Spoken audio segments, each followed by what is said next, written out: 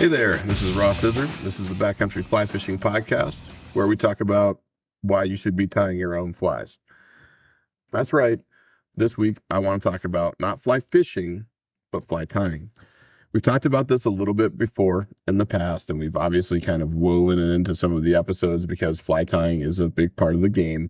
But I've gotten a few messages from folks that are like, hey, I love the podcast and I love what you're doing and I love the tips, but man, I'm not fly tying things, not for me. I'm not into that. I don't want to do it. And that's okay, right? You don't have to tie your own flies, but I think that you should. And today we are going to talk not just more about why I think you should, because we have talked about that before.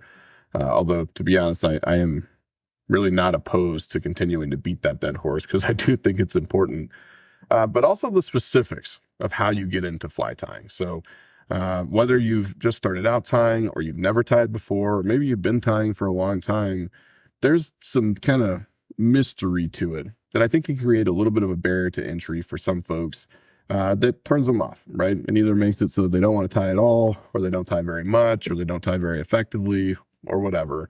And I think it's worth digging in at a deeper level to fly tying, why you should do it, and a whole bunch of other stuff. So that's what we're going to do today. This episode is going to be organized a little bit differently than most of our episodes. You guys know that I'm a big fan of there's three things. Here's thing one, thing two, thing three. It's a little bit of a compulsion for me. It's the way my brain works. I wish I could change it, but I can't. So here we are. But in this case, it doesn't make a lot of sense. So we're instead going to organize this episode into 4 buckets. I guess I did just kind of do the numbers thing, but never mind. But anyway, the buckets are going to be why. Why should you tie your own flies? What difference does it make? What, which means what do you need to do this and have a good time doing it? When is going to address the most common sort of complaint or hold up that I hear from folks, which is, well, I just don't have time to do that. I don't see how you have time to tie flies. And then the last one is going to be how. And how meaning not necessarily how you specifically tie a fly, because that would be almost impossible, or maybe actually impossible for me to tell you in this format on a podcast. But how can you learn how to tie flies, and how can you learn how to tie better flies? All right. So that's what we're going to talk about today. But before we do that, I want to put in a plug and say that if you have not had a chance to review the podcast, I would love for you to go on to Apple Podcasts or Spotify or wherever you listen. Leave us a 5-star review. If you've got something nice to say, I would love to hear it. They always make me feel warm and fuzzy. If you hate the show, okay. I mean, I never want you to lie, so feel free to leave an honest review. I would prefer that you tell me what you don't like so that we can work on it. But if you don't want to, then I suppose I can't make you. There are still a few of you out there who have given me 2-star reviews, which is fine, but I don't know why exactly you did 2-star reviews. The timing of them makes me believe it's because you don't like us talking about the politics of wild places and conservation. If that's the case, then tough shit. We're going to keep doing that because it's important to me and it's important to the sport. And it's important to anybody who's serious about backcountry fly fishing. But if you do have a complaint, feel free to tell me about it. Send me an email, write me a note on Instagram, send me a question, leave a review, whatever. I love hearing from you guys. I love engaging with this community. It's such an incredible community of people. And any chance I have to talk to other anglers who live in this sort of same niche with me is a happy thing. So please feel free to reach out. Please do leave a review. It really helps. I appreciate you guys. Now, with that shameless plug out of the way, let's go ahead and jump into the episode itself. The first bucket is why. Why should I tie my own flies? And that's a good question, right? I think it's actually really important everywhere in life to ask the question, why? Why am I doing this? Well, if you can't answer that, maybe you shouldn't be doing it. Why am I with this person? If you can't answer it, maybe you shouldn't be with that person. Why do I feel this way? Can't answer it? Maybe it's time to go find the answer. But why is a really important question. I would actually argue it's probably the most existentially important question that human beings can ask. So that's why we're starting with why. And fly tying is not an existential question, so don't worry, I'm not getting too woo-woo on you here. But it is the most important question about everything in your life, including fly tying, and that's why I want to start there. And so when we think about why you want to fly tie, there are really kind of two buckets, right? The first one is the practical bucket, which is the what difference does it make for me as an angler? And the second one is more of the philosophical bucket. And I want to talk about both here quickly. The first bucket on the practical side, let's start with what it won't do. It will not save you money.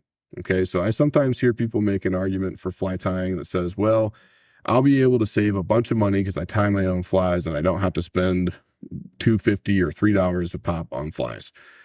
And that's probably not true. I hate to break it to you.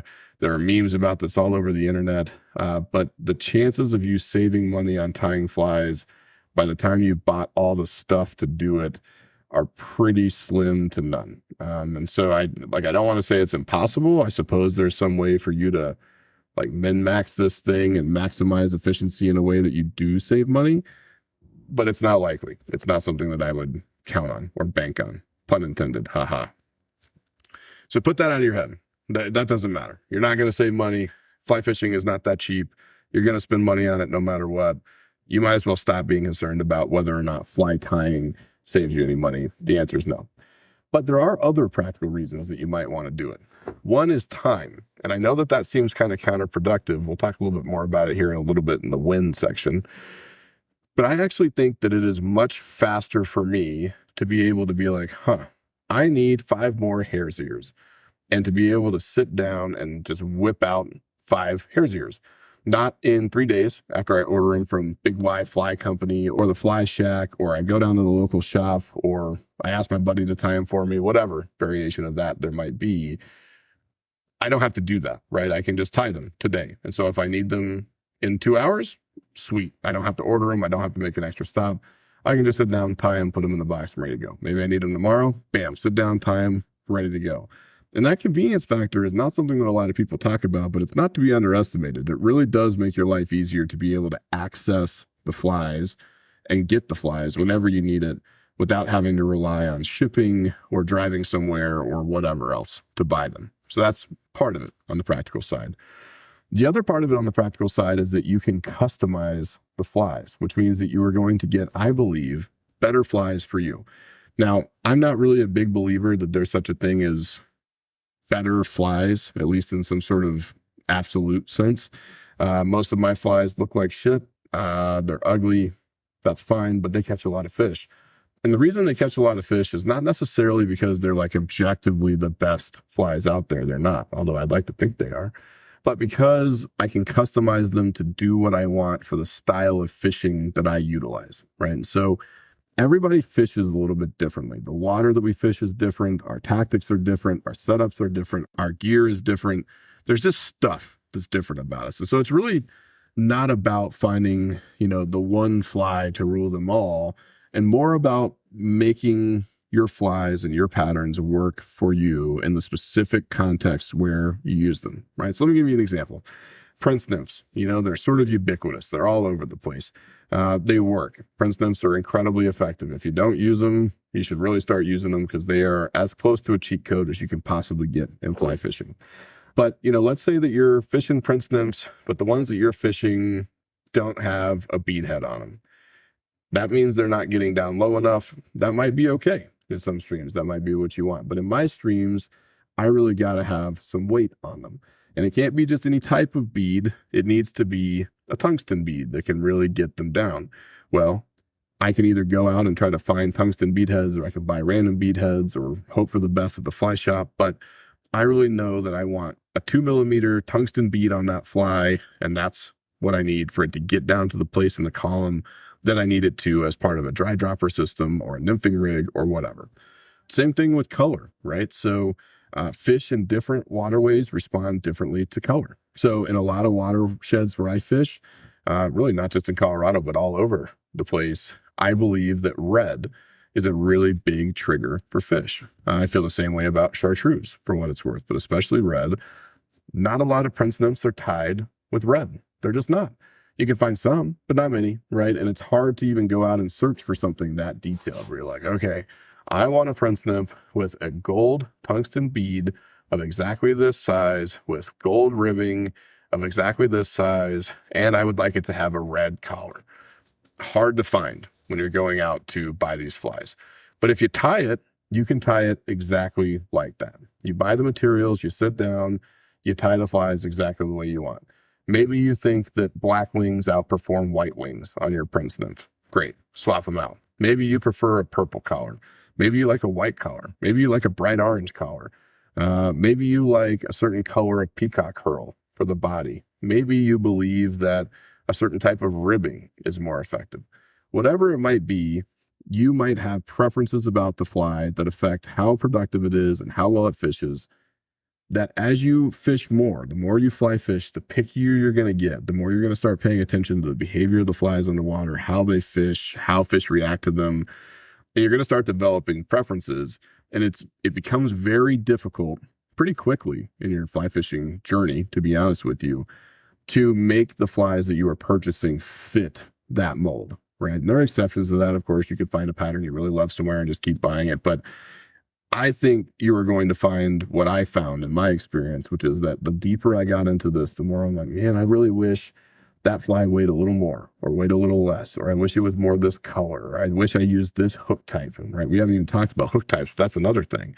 There's something to be said for different hook types. Is it a long shank, a short shank? How big's the hook gap? What's it made out of? How easily does it bend? Does it have a barb? Does it not? Can stuff slip off the back if it's being used as a lead fly? There's a lot to think about there. You can figure it out if you're buying them, but it gets increasingly difficult. And eventually you just become so picky and so curmudgeonly, it just makes sense to do it yourself. It's almost like you like slap the flies off the table and you're like, I'll just tie it myself. That's the feeling that you're going to get to eventually as a fly fisherman. And fly tying is the answer to that feeling. So that's another practical reason. And there's also a third practical reason that you ought to pay attention to here, and that is the fact that it's going to make you a better fisherman. And this kind of bleeds into the next bucket, which is the philosophical side of the what conversation, but that's okay. We can use it as a segue. I did not really start truly understanding insect imitation as far as size and color and behavior and everything else, and really didn't start seriously connecting to what I was doing out there as far as plugging myself into the ecosystem to get a trout to eat my fly until I started tying, right? Because once you start tying, you start noticing all the little features of the fly. You're like, well, it has ribbing, but why does it have ribbing? Well, it has ribbing because this particular type of nymph is segmented. That's what I'm doing here. Why is it sort of iridescent? Well, it's iridescent because a lot of the nymphs, when they're wet in the current, sort of have this iridescent shimmer on their bodies. Oh, okay.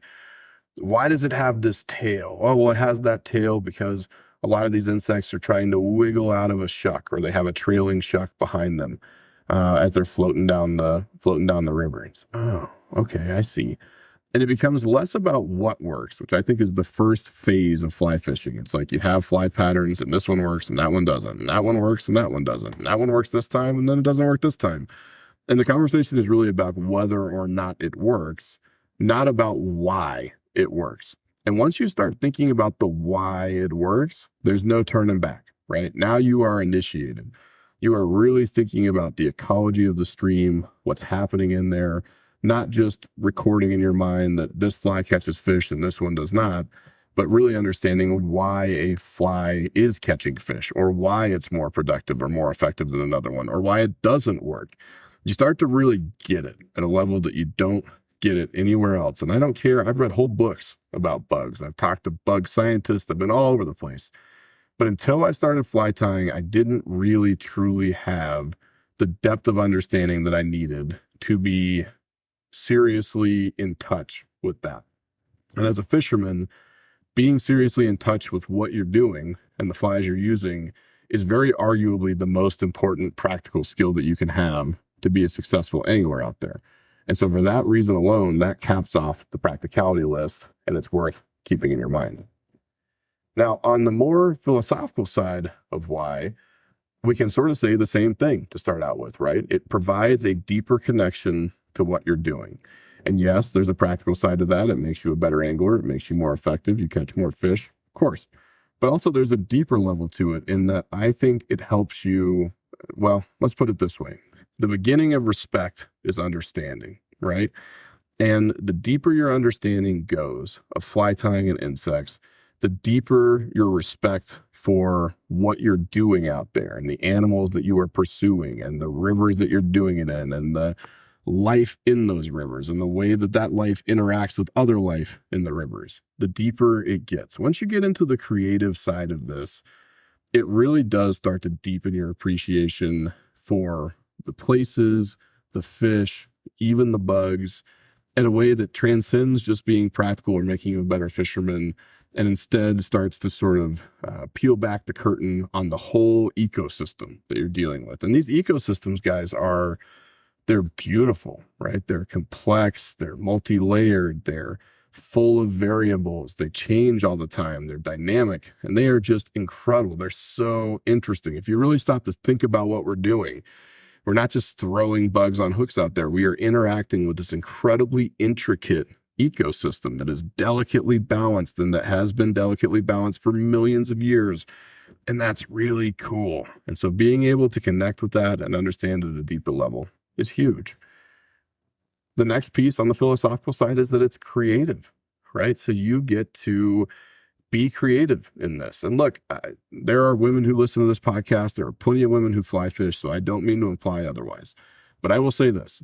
Most people who fly fish are men. That just is the case. It's becoming less and less the case, but today as we record this, that is the case.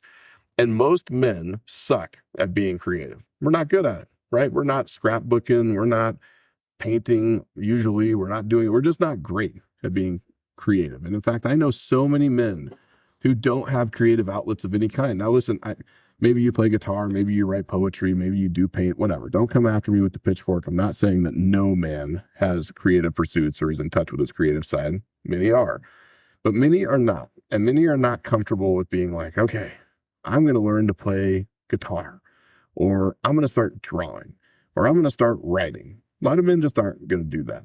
Okay, they're busy. They have hobbies already. Maybe they feel uncomfortable with it.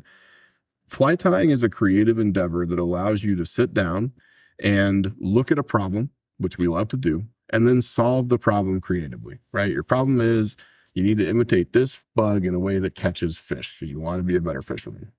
And you get to sit down and decide how to do that. And when you first start, yeah, you might just be creating flies from a formula. You might be watching a YouTube video. You might be reading a book. We'll talk more about that here in a little bit. But you might just be sort of following instructions. But later on, you're going to start iterating, right? You're going to be like, well, I'm going to change that. Well, I wonder what happens if I change this. I wonder if I shift this thing over here just a little bit. Maybe I should try this new material. And then eventually you're going to be like, well, I wonder if I just tied a whole new fly that I made up, right? And I've got 5 or 6 patterns that I just made up just because I thought I knew what I was doing and wanted to be creative. And you get to create. You get to do that. And then even better, you get to take the creation that you made, and it doesn't just get hung up on a wall or captured in a picture or whatever. You get to take it out in real life to a real place and see if it works. And if it works, it's such an incredibly electric feeling to have customized or created or tied this thing and taken it to a wild place and thrown it at a wild fish and caught the fish because you were right and your creative process led to that. That is an incredibly powerful experience, and it is not to be underestimated. So don't leave out the creativity part. This is a great outlet. I know people who fly tie who don't even fly fish just because they enjoy the creative outlet. So don't minimize that. And the last thing I'm going to throw out there is even softer, which is the meditative value of it. If you've ever, probably all of you have driven a car, and you've probably noticed that when you're driving, you're sort of in this state of what they call conscious unconsciousness, right? You're paying attention, you're operating the car, you're obviously calculating what's happening around you, and your eyes are open, you're not asleep, but you're not really conscious, right? Which is why you can make like this really long drive, but you're in your own head, or you're listening to an audio book, or you're focused on something else, and then it's like, oh, shit, I'm here, and I don't know how that happened. That is conscious unconsciousness. And there's really something to be said, both in research and in general, for the idea of using that to be able to think and meditate, right? A lot of people have trouble just sitting completely still and thinking about something. It's very hard for us. We like to be busy with our hands. We like to be doing something. It feels weird to sit and stare at a wall and meditate. It can be really difficult. It's difficult for me. But if you're busy, if you're doing something, maybe you're driving, or you're cleaning, or you're tying flies. Well, now you're doing something, but you're doing something that doesn't require all of your brain. It requires enough of your brain and the right parts of your brain to keep you busy and keep your hands occupied and make you feel like you're doing something. But it doesn't require your higher level cognitive functions. It doesn't require you to think deeply. It doesn't require your full attention. It doesn't require serious critical thinking. It leaves all of that stuff open. So you kind of deal with the fidgety part of you, but then all the other stuff stays open. And man, guys, I have had so many awesome times sitting at my desk and at my vise, just chewing on something. It might be a relationship issue. It might be a business issue. It might be a fishing issue. It could be whatever. Pick a thing. But I'll just be sitting there tying, and I'm tying 10 or 15 flies, and I'm just rapping on that in my head with myself. And the meditative value of that is incredible, especially if you can do it in a quiet place, maybe throw on a little bit of music, have some coffee, have a glass of wine, whatever. It really, really provides a place to think and to think deeply and to meditate. And that alone is really, really valuable. And it's something that you ought to keep in mind as you think about, why the hell would I want to do this fly tying thing? All right. So that covers us for the why of fly tying. There are a lot of whys. There are probably more whys than just that, to be honest. But that should cover us at least for now. It should give you an idea of why you ought to be doing this. Because I really do, and I can't say this enough or strongly enough, I really do think that you ought to be tying your own flies. Okay, so, but the next thing is what, right? And we're not going to spend as much time on this one because really it depends on what you're going to be tying. But a lot of people were like, okay, fine, you convinced me. I'll tie some damn flies, but I don't know what I need. And this is where I think people get intimidated. And I know I did. When I first started tying flies, it was like, I decided I was going to tie flies, but I didn't know where to start, right? Like, I don't know what kind of hooks I need. I don't know all the designations for stuff. I don't know what kind of materials I need. What's best for that? What's best for that? Which things do I need for a given fly pattern? I had no idea. And as a result, I went out and did what any rational person would do, which is go buy as much stuff as I possibly could, spend way too much money. And to this day, even though I have stacked up fly tying materials to a somewhat ridiculous degree at this point, just by virtue of how much I do it and how much I fish, I wound up with a bunch of shit that's still sitting in the bottom of my drawers that hardly ever gets used. And that sucks, right? But also not knowing how to get started can be a pretty serious barrier to entry for certain people. So I want to talk a little bit about the what. What do you need to get started with fly tying? And really, this is not all that complicated, right? I'm going to preface it by saying it depends on what you're fishing for, right? So like what you need to tie trout flies is obviously going to be different than what you use to tie saltwater flies or pike flies or musky flies. But we're going to just think about trout flies for now, because most of you guys, I think, are trout fishermen. The vast majority of the fly fishing that we do here in the U.S., especially backcountry fly fishing, is for trout. So let's just focus on that.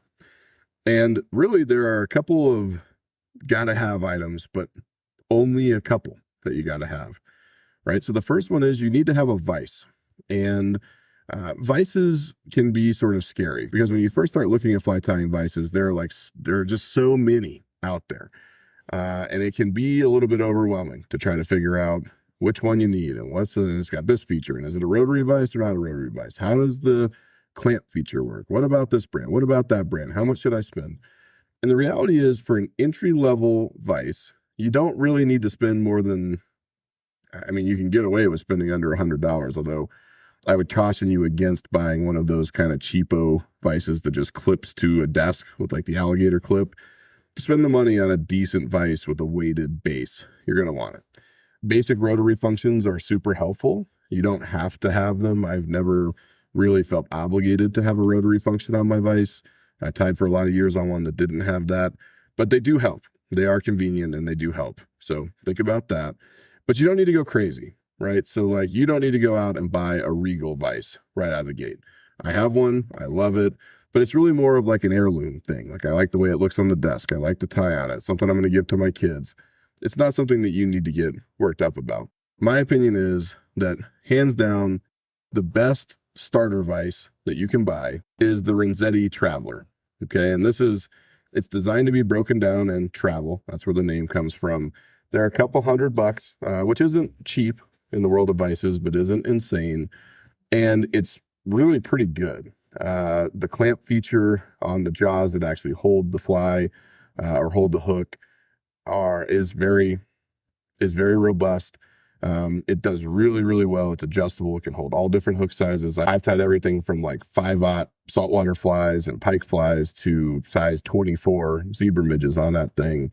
It's easy to use. It has a basic rotary function on it. It's got a nice heavy base. It's got a extra arm for holding the thread if you need to get out of your way while you do ribbing wraps or material wraps around the shank or any of that stuff. And it's an awesome vise. So start there. You don't have to spend that much money. You can shop around. Renzetti doesn't sponsor me. Nobody does, as you guys all know. I'm just telling you because I have a Renzetti Traveler and I have used it and loved it for years.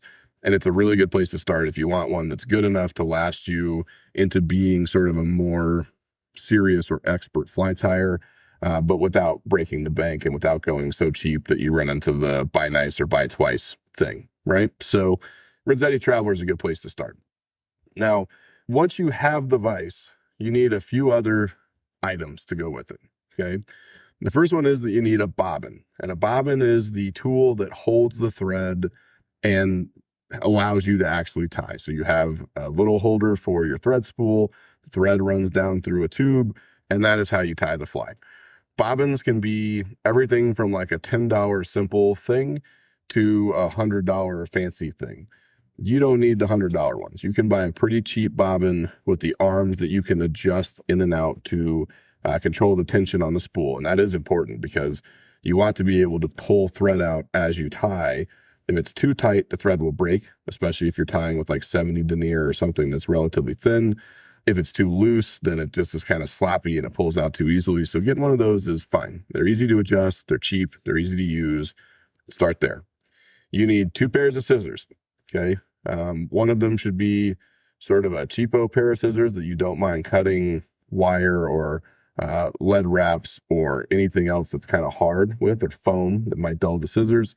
The other should be longer, sharper, finer pointed thread scissors that you can use for trimming knots after you do a whip finish on a fly, or dealing with little tiny materials like the ends of a peacock herl or the strands on a piece of hackle or whatever it might be. But you need at least 2 pairs of scissors to start with. You're going to need a whip finishing tool. If you've never seen one of these things, they kind of look like a crazy medieval torture device. They tend to boggle people's minds when they first try to use a whip finisher. It certainly did mine, but once you figure it out, it really is pretty simple. Maybe one of these days, if I ever get around to making video content, I will show you how to do that, as well as how to tie a few of my favorite patterns. But you're going to need a whip finishing tool. You don't want to do the half hitch or the overhand hitch or whatever to finish your flies. It's not going to last.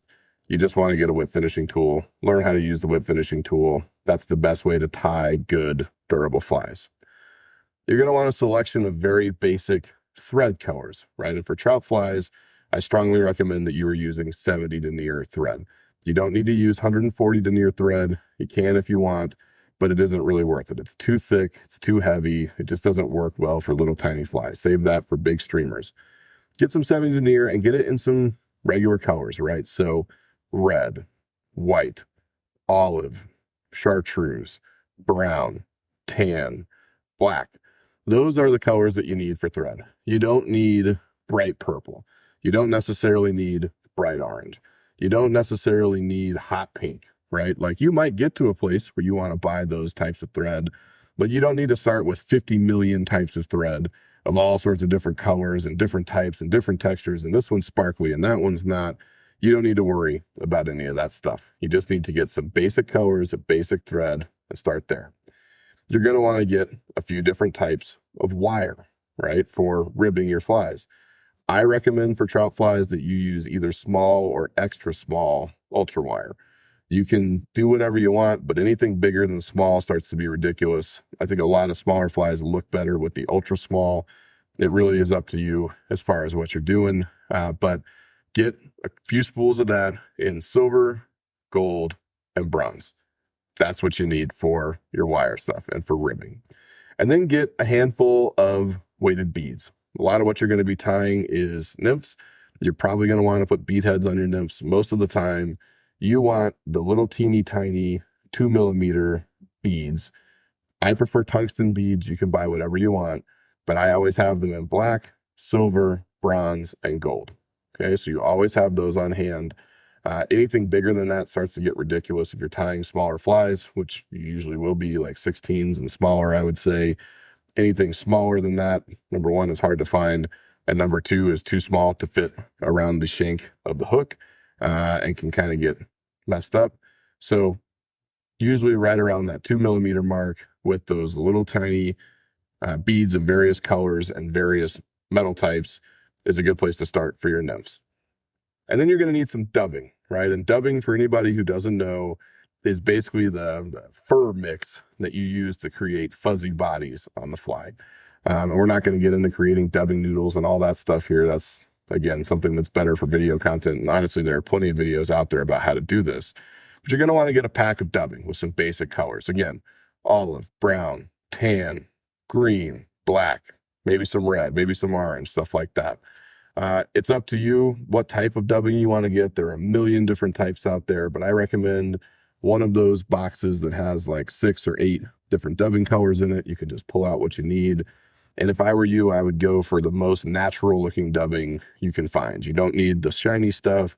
You don't need the sparkly stuff. You don't need ice dub out of the gate. You just want the regular stuff that you can use for this. And then once you have all that stuff, a couple other things. You're going to want a mat to put it all on. There's actually a really nice sort of magnetic mat. It's like a rubberized mat that Loon makes that I used for a lot of years before I got a really nice custom leather one. And it's great, but you want to have a mat to put it on because there's going to be materials and snippings and thread pieces and all sorts of stuff laying around. And you don't want that laying on a bare table. So you're going to need a mat. Have a magnet. Some of the mats, like I said, come with magnets. Some of them don't. You're going to be thankful for that when you're dealing with hooks and beads and all sorts of metal stuff that goes everywhere. One of the biggest challenges of fly tying is just containing the debris of fly tying. I mean, it's all over the desk. It's usually all over my pants. It is a thing. So keeping that contained so it can be easily cleaned up is a big thing. But really, that's about all you need for the basic stuff, right? That's the stuff that you need to tie just about any fly, at least just about any nymph.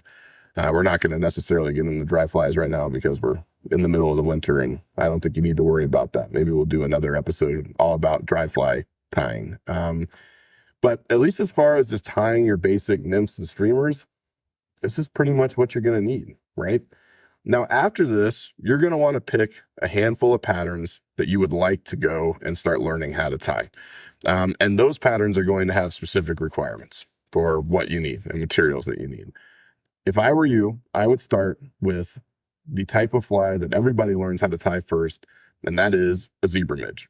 Zebra midges are awesome because all they are is thread on a hook, a bead head, or not. Some have bead heads, some of them don't. Mine do. And then some wire. And that's it. And it's a great way to sort of get used to what it feels like to wrap the hook, what it feels like to tie in materials and wrap the wire and put a bead on.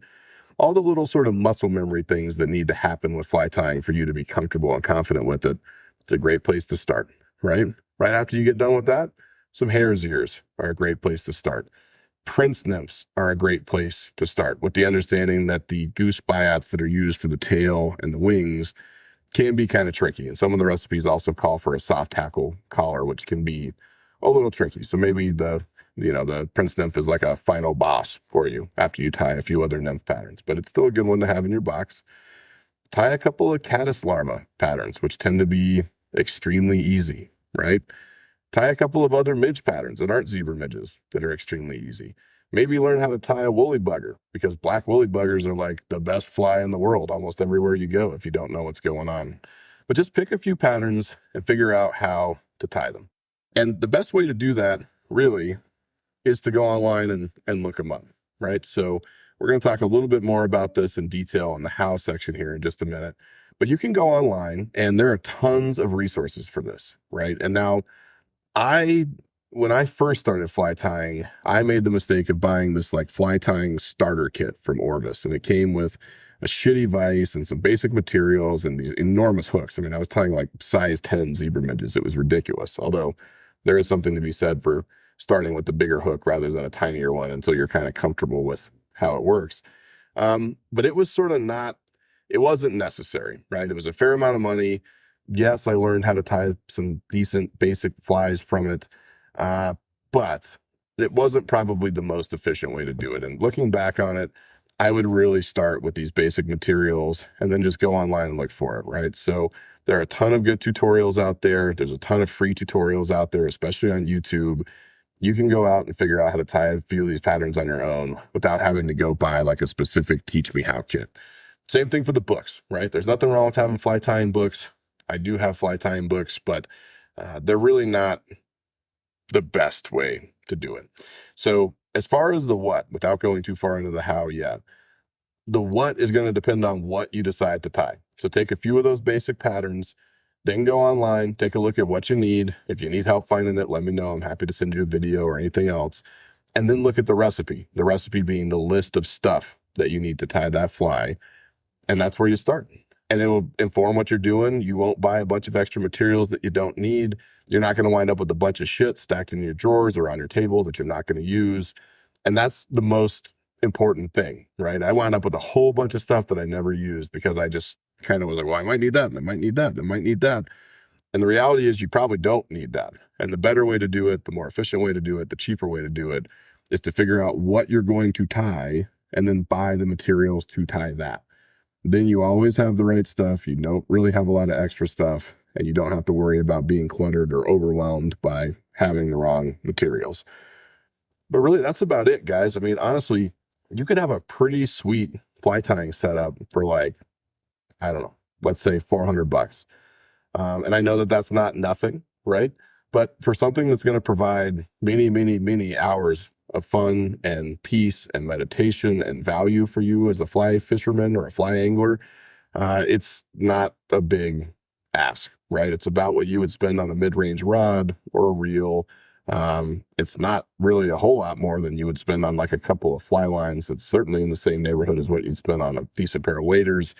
It's right in the sort of range of what you would do for anything else involving fly fishing as far as gear goes. So think about it. If you want to get cheaper about it, you can. Just be aware of the fact that, again, buy nice or buy twice. If you go super cheap on it, what's going to happen is you're going to get into it. You're going to get better at it. The equipment's going to start to annoy you, and then you're going to graduate to the next thing.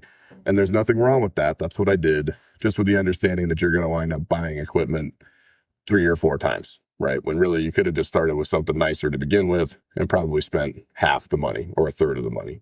So do keep that in mind. But really, I mean, I guess the message I want to convey to you here is that it's not that much stuff, and it's really not that hard. The barrier to entry on this is not anywhere near as high as people think it is. And if you are stopping because you're like, oh my God, I don't know what I need and it's so much, you don't need to. It's not that complicated. You can definitely do it. Fly tying and having a fly tying desk and a fly tying setup of your own is within reach, I promise. So now let's shift over to the win, right? And I have a lot of people who are like, well, I just don't have time to tie my own flies. And I always kind of have trouble with that because it's like, well, I mean, okay, but like, do you have time to go online and shop for flies or go to the fly shop and buy your flies? I mean, by the time I get in the car and drive to the fly shop and go into the fly shop and poke around in the fly boxes at the fly shop and pay at the fly shop and drive home at the fly shop, or drive home from the fly shop, I should say, I probably could have tied 15 or 20 trout flies, right? And that's important because I think people think that fly tying is this mystical, minute thing, and it isn't. I think people think that it takes you like a day to tie a fly, and it doesn't. Most of the flies that I tie are stupid simple on purpose. And in fact, I avoid patterns that are hard to tie like the plague because they can be time consuming and irritating. Most basic trout flies should not be taking you more than maybe 3 to 5 minutes to tie one fly by the time you get good at it. Now, when you're first starting and there's a learning curve, of course, it might take a little bit longer than that because you're learning and you're figuring it out. The first dozen or so flies that you tie are going to be fucking terrible, right? Oh, I'm going to have to bleep that out. Sorry, guys. But they're going to be bad, right? They're not going to be good. They'll probably still catch fish. I mean, I caught fish the first time I tied a shitty fly and it was hilarious, but they're not going to be very good. So I'm not going to say that you're going to be immediately efficient with this, but you will get pretty efficient. And honestly, I will sit down and I'll tie, I don't know, 6 to 12 of the same pattern. So it's consistent. The materials are out. I don't have to swap back and forth. And it'll take me 2 or 3 minutes per fly for a lot of these patterns. I mean, It really just is not that hard. And the things you need to know how to do are very limited, right? You probably only really need to know how to do, I don't know, 10 things maybe in fly tying to be able to figure out how to tie almost every type of pattern that you need. And it just doesn't take that long. So by the time you go online and shop for this fly and look for that and try to find exactly the one you want or go to the shop, the truth is you probably could have sat down and tied 10 of those flies on your own. And that's something that I think a lot of people don't get. It doesn't have to be this massive time commitment for you.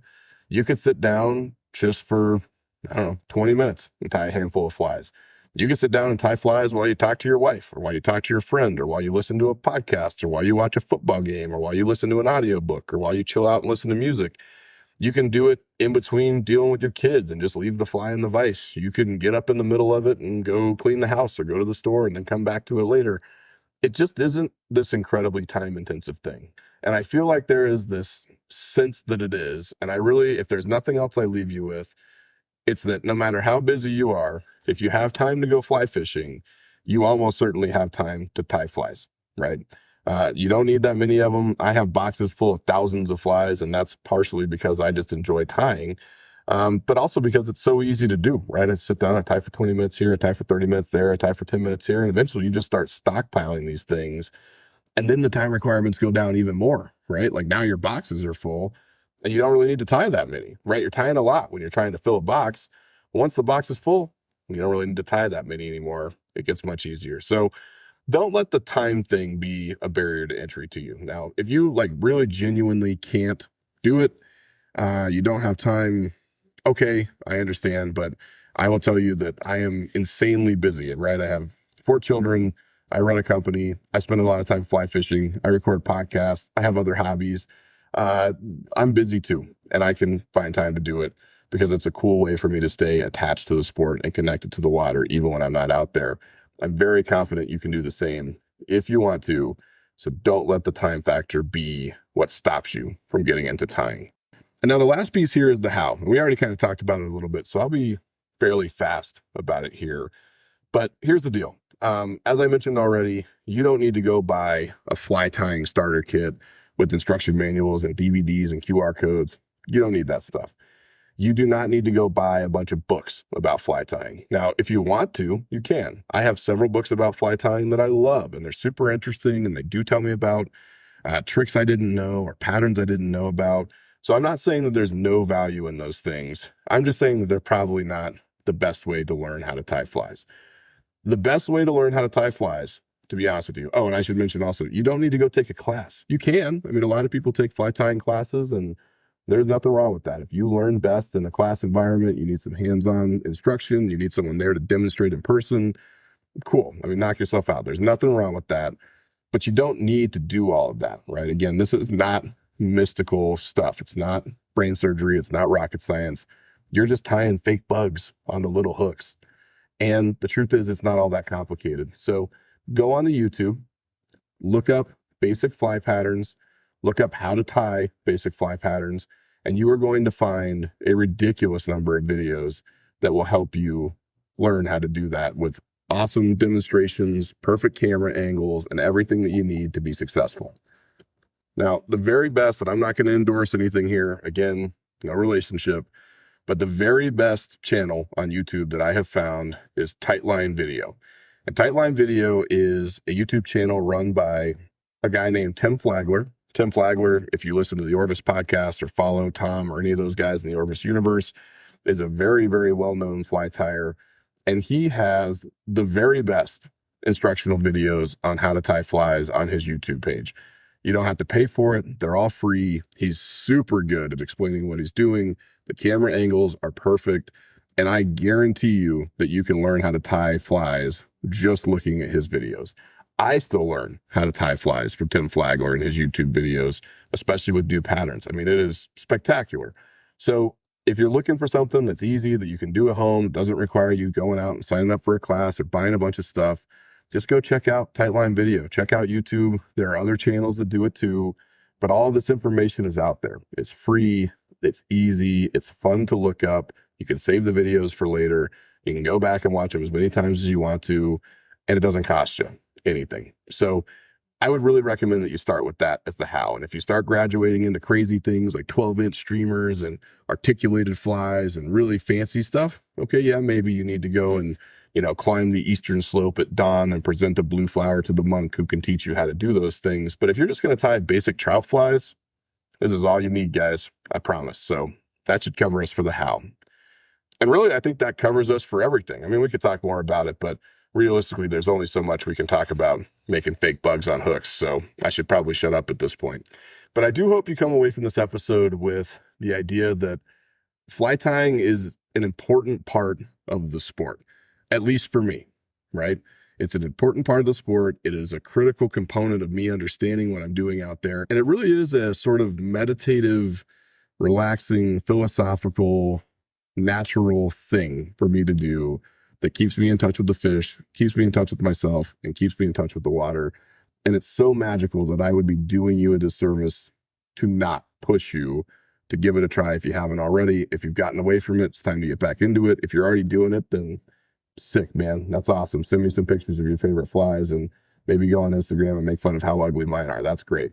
But fly tying is awesome. And I really, really hope that you come away from this episode realizing how much of a benefit it could be to you, both as an angler and as a person, knowing at least the basics of how to do it and how to get started if you haven't already. And then I hope you tie a bunch of really ugly flies and go catch a ton of fish on them, because that's what's going to happen. And it's an awesome feeling.